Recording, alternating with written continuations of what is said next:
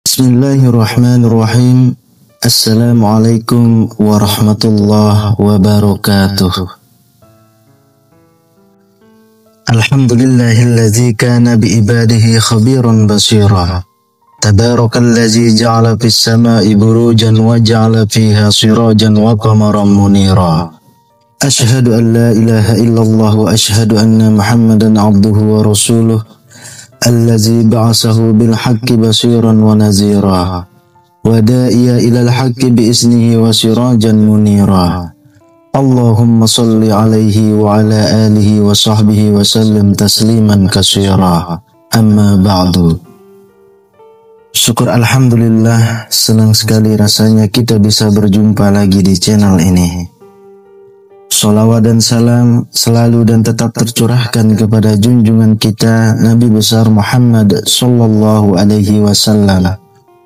Allahumma salli ala sayyidina Muhammad wa ala ali sayyidina Muhammad. Harapan dan doa saya semoga saudaraku semuanya selalu diberikan kesehatan, dilapangkan rezekinya, diampuni dosa-dosanya, dan dipanjangkan umurnya. Amin ya rabbal alamin. Sahabat beriman yang dirahmati Allah, salah satu sunnah sholat adalah membaca surah atau ayat Al-Quran usai membaca surah Al-Fatihah. Al-Quran sendiri terdiri dari 114 surah dan 6.000 lebih ayat. Jadi kita semuanya memiliki pilihan surah atau ayat yang melimpah untuk dibaca setelah membaca surah Al-Fatihah. Dan semua surah maupun ayat dalam Al-Quran boleh dibaca, mulai dari surah-surah pendek seperti yang ada pada juz 30. Ada pula yang gemar membaca potongan-potongan ayat dalam surah-surah yang panjang. Dan ada juga yang membaca surah atau ayat yang disesuaikan dengan situasi atau momen-momen tertentu. Misalnya adalah momen di bulan Ramadan, situasi saat dalam perjalanan, dan lain sebagainya. Lalu bagaimana dengan Rasulullah Shallallahu Alaihi Wasallam? Surah atau ayat apa yang sering dibaca Rasulullah saat sholat subuh? Namun sebelum lanjut, dengan kerendahan hati, saya mengajak Anda semuanya untuk bergabung di channel ini dengan cara menekan tombol subscribe dan menuliskan doa-doa dan harapan kalian di kolom komentar, sehingga kita bisa amini bersama. Dengan begitu, mudah-mudahan harapan dan cita-cita kalian segera dikabulkan oleh Allah Subhanahu wa Ta'ala. Sahabat beriman, dari Qutbah bin Malik, beliau pernah berkata, ia pernah sholat subuh bersama Nabi Shallallahu Alaihi Wasallam. Beliau pada rakaat pertama membaca ayat surah Qaf ayat 10. Hadis riwayat Muslim.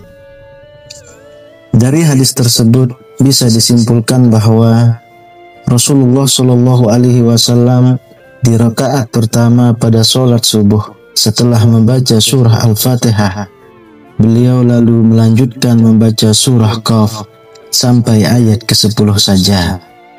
Lalu dilanjutkan ruku dan seterusnya.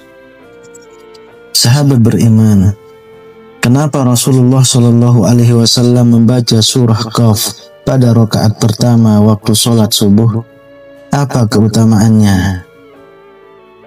Isi surah Qaf ini intinya adalah untuk memperingatkan manusia tentang kejadian mereka dan mengingatkan tentang nikmat-nikmat yang diberikan kepadanya.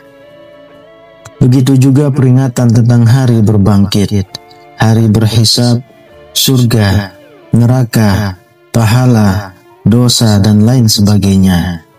Supaya kita selalu ingat kepada Allah bahwasanya akan ada hari berbangkit di mana manusia akan dibangkitkan dari kubur, lalu dihisap semua amalannya dan diberikan balasan sesuai dengan amal perbuatannya semasa hidup di dunia. Bagi yang banyak amal baiknya akan diberikan ganjaran masuk surga, dan bagi yang banyak amal buruknya akan dimasukkan ke neraka dengan segala siksaannya. Na'udzubillahi min zalik. Lalu pada rakaat kedua, apa yang dibaca Rasulullah Shallallahu Alaihi Wasallam? Dari Amr bin Haris berkata, aku mendengar Nabi Shallallahu Alaihi Wasallam pada sholat subuh membaca surah At-Takwir. Hadis riwayat An-Nasa'i. Dalam Quran surah At-Takwir ini pun juga berbicara peringatan kepada manusia tentang hari kiamat. Seolah-olah surah ini ingin menyampaikan pesan kepada manusia bahwasanya keadaan semesta alam ketika kiamat datang akan hancur. Terjadi kegoncangan di mana-mana. Matahari akan digulung sehingga semesta gelap gulita. Dan manusia tidak akan dapat mengelak dari pengadilan Allah tentang amal perbuatan yang dikerjakan semasa hidup di dunia. Sahabat beriman, apa keutamaan membaca surah At-Takwir pada rakaat kedua sholat subuh? Insya Allah mampu meningkatkan keimanan kita kepada Allah Subhanahu wa Ta'ala dan memunculkan kekhusyuan dalam sholat. Bahwasanya kita semua akan meninggal dan akan sangat celaka di saat kita meninggal tanpa bekal amal soleh yang cukup untuk menghadap Allah Subhanahu wa Ta'ala.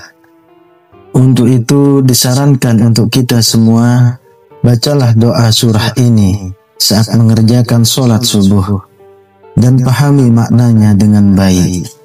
Insya Allah kita akan menjadi manusia yang senantiasa ingat kepada Allah, selalu bersyukur dan sangat takut untuk melakukan perbuatan dosa. Dan mari kita semua berdoa kepada Allah Subhanahu wa Ta'ala. Semoga kita semua selalu dijaga iman dan Islam kita oleh Allah Subhanahu wa Ta'ala, selalu menjalankan perintah-perintahnya dan menjauhi larangannya. Amin ya Rabbal Alamin. Demikian yang bisa saya bagikan. Semoga video ini bermanfaat untuk kita semua. Assalamualaikum warahmatullahi wabarakatuh.